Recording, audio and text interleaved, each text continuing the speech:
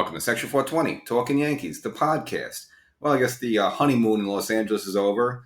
Again, the American League takes the All-Star game, the 2022 version of it. Again, it was a low-scoring game, 3-2 final score. The game itself was, it was close, decent, but I think a lot of it was just kind of the off-the-field antics, and it seemed like a lot of the Yankee players were center stage there. They had Trevino mic'd up, Nestor Cortez mic'd up.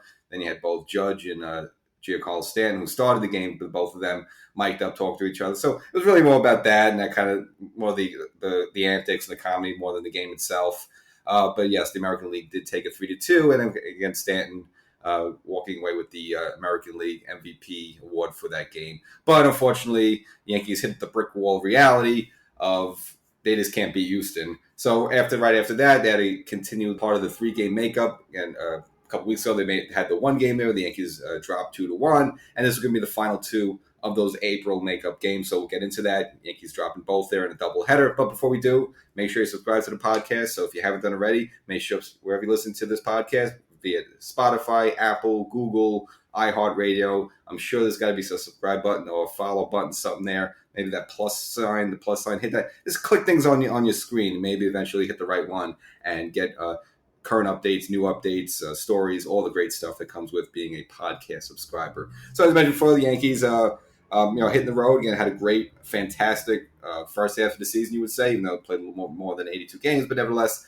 games with a great start. And of course, the whole thing is that yes, you're great, you're doing all that stuff, but you can't beat the Houston Astros. So this was an opportunity for the Yankees.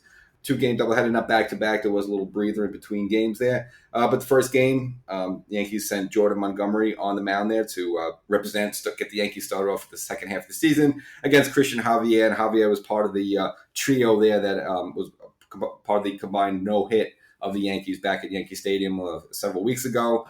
So it'll be an opportunity for the Yankees to finally mark them up. But they didn't. Astros got on the board right away, thanks to Alex Bregman. RBI single in the first, scoring Altuve. That was the scoring early on, put the Yankees in a hole. And then in the 5th inning, down already 2-0, Yankees finally respond in the game. DJ LeMahieu with an opposite field home run, cuts the deficit to 2-1. And with a home run dumped, I don't know if you remember back in the 2019, I believe it was the game 6 of that 9th inning. It was, I think, also like 2-1 at the time. DJ LeMahieu hitting a dramatic home run in the top of the 9th inning to tie the game at the point 2-2. Kind of in that same area, right over that right field wall. This is kind of a, not really a line drive home run, just sort of a looping home run, just kept carrying, and just dropped in. This was like almost identical to that. And of course, that was the game 6 where Altuve with the buzzer on his chest there hit the game-winning home run against Chapman. But nevertheless, back to this game. The Yankees almost had an opportunity to steal it there. So in the 9th inning, Hicks was on second base with 2 outs. And, IKF up. And the thing about IKF, again, he's not going to hit a dramatic home run, stuff like that. But when you need a well-placed single, just need contact or a bunt, he's your man, and he serves a single right through the shortstop hole. Very seeing eye single, bounced a million times. Hicks, of course, running on 2 outs, able to score easily at that point. And the Yankees had tied the game 2-2. Montgomery himself, had a quality start, gave the Yankees 6 1/3 innings. Surrendered 7 hits, just gave up those 2 earned runs with 8 strikeouts and 1 walk. So it was going to come down to the bullpen for the most part, and it was stable. But unfortunately, Michael King, again, one of the more reliable guys in the Yankee bullpen, would falter there in the bottom of the 9th. So Houston had a bases loaded situation, and actually King almost got out of it. Was able to strike out McCormick with the bags loaded, and that was 2 outs at the time. He previously struck out Gurriel, so he almost got out of it. Unfortunately, J.J. Manajevic, left-handed bat, and I guess the Yankees were trying to shift over since he's a lefty. Hit a ground ball to the shortstop hole there. IKF was there to field it, but unfortunately, no one was there to cover second base, so he kind of threw the ball to second base. No one was there to cover it, and of course, then easily Houston was able to score the walk-off, infield single there and take the first game 3-2. Just kind of annoying fashion there. I don't know if you really blame. I just think it's the Yankees are quite a bad situation where, again, with all this analytics of where you want to position infielders and outfielders, stuff like that, and maybe 7 times out of 10 it works, and then you have those 3 out of 10 times where someone hits the ball right where a normal straight up defense would be able to field it cleanly and get the out. But again, that's the paralysis by analysis, as they say. But more importantly, the Yankees dropped that first game 3-2, and it's just more, we keep losing these 1-run games to Houston. We just can't get over the hump. Our offense really can't break out against them. And it's the same guy, Christian Javier. Again, the Yankees only able to scratch one run against him after previously being completely shut down by him a few weeks ago at Yankee Stadium. So, again, Christian Javier, not exactly a brand name there, but again, just this Houston pitching staff and their scouting just really has the Yankees number there, and they just really can't get anything going. So this will bring us to the nightcap game 2. And this is the only really, I would say, thing I could question Boone about. Now, originally when this was on the schedule, Tyone was supposed to pitch the second game. Now, I don't think it would have made a difference, yay or nay, possibly. But with the return of Domingo German, the Yankees decided to let this be the game. He returns and makes his debut for the 2022 season. Of course, we've been waiting for German the whole first half of the season, rehabbing from the shoulder strain. Now, look, Tyone, his last start was Saturday. Had a good quality start against the Boston Red Sox. Only gave up one run, and his pitch count was relatively low. Only threw like about a little under 80 pitches there, so he was more than fresh for this game.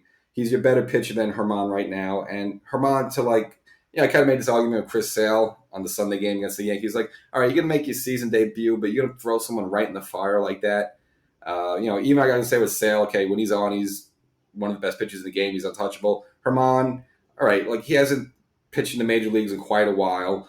You're going to throw him his first game against this Houston Astros team, which the Yankees can't beat in Minute Maid Park, a place where the Yankees have not had a lot of success and expect good results there. So I got to question Boone's decision to go with German on that one. I think Tyone would have made much more sense. I think would have gave the Yankees a better shot at winning the game. I'm not saying the Yankees definitely would have won, but I think at least Tyone would have given a much better quality start than you got from Domingo German. So this was going to be German versus Luis Garcia. And in the first, Houston jumped on him right away. Back-to-back home runs in the bottom of the first inning by Pedro Alvarez and Alex Bregman. Those two pretty much did all the damage to German. They would also strike again in the second inning. Alvarez with a RBI double, it scored 2 at that point. And then Bregman followed with a single shortly after, putting Houston up, jumping out to a 5-0 lead. Again, you could kind of saw this coming. This German, it's just hard to expect him to be good your first game, and do this on the mound in Houston against a team that the Yankees just can't figure out. So again, that's just I didn't like that call there. But nevertheless, the game itself, the Yankees finally got on the board, down 5-0, thanks to a 2-run home run with Judge on by Gleyber Torres. Cut the deficit to 5-2. At that point, German was out of the game. They decided to bring in J.P. Sears. He didn't really do that much better himself in the fifth inning, serving up a 2-run home run to Chris McCormick, increasing the Yankee deficit to 7-2. Now, the Yankees did make it a little bit interesting in the ninth inning there with 2 runners on for Aaron Judge, Brandon Belak on to try to close it out. But Judge crushes a 3-run home run to left field, his 34th of the season. So, getting right back on the right foot that way. So, a little good news there for Judge. Cutting deficit 7-5. They had to go with their bullpen, bring on Rafael Montero to get the final couple outs, and he closed it out for his 7th save. And the Yankees now dropped the second game 7-5. So, Houston sweeping both games of the doubleheader. And the Yankees is, again, left scratching their heads. What can we do to figure this team out? And now the Yankees from here at 64-30 head to Baltimore. And again, this is not the Baltimore team from early this season. They're at 500 at 46-46. And if you may recall, before the All-Star break, they had that little streak there, winning 10 games in a row, and overall winning 11 out of their last 13 games there. So, they got a few players back. They got a little bit more confidence. So this is probably not going to be as easy as it would have been maybe a couple of months ago. But the good news for the Yankees is that they have 3 good starters lined up for that one. Tyone, Cole, and Cortez for the weekend. So 3 of the best Yankee starters. So, that's the only bright spot you would say going into that in that regard. But again, I think it would have made much more sense to start Tyone in game 2. And then in Baltimore against a much relaxed team in a relaxed situation, that would have been the better spot to bring, insert Domingo German for the 2022 season and into this rotation. I don't know why, I think Tyone had been prepared for game 2, and German, that would have been a much better situation. Hold off him, let him pitch in Baltimore. Again, they're not expecting much. Who knows what the fan crowd situation is? Much less pressure. It's almost like a minor league start, more or less. And I think German would have done better in that spot, but nevertheless, that's all history now. Should take 2 out of 3, maybe possibly take all 3 of these games, especially with Cole and Cortez on the back end of that. And we keep going on there. So thanks for checking out this episode. Make sure you subscribe. So if you haven't subscribed already, Section 420 Talkin Yankees, the podcast. subscribe, get notified, and we'll catch you after the Baltimore series.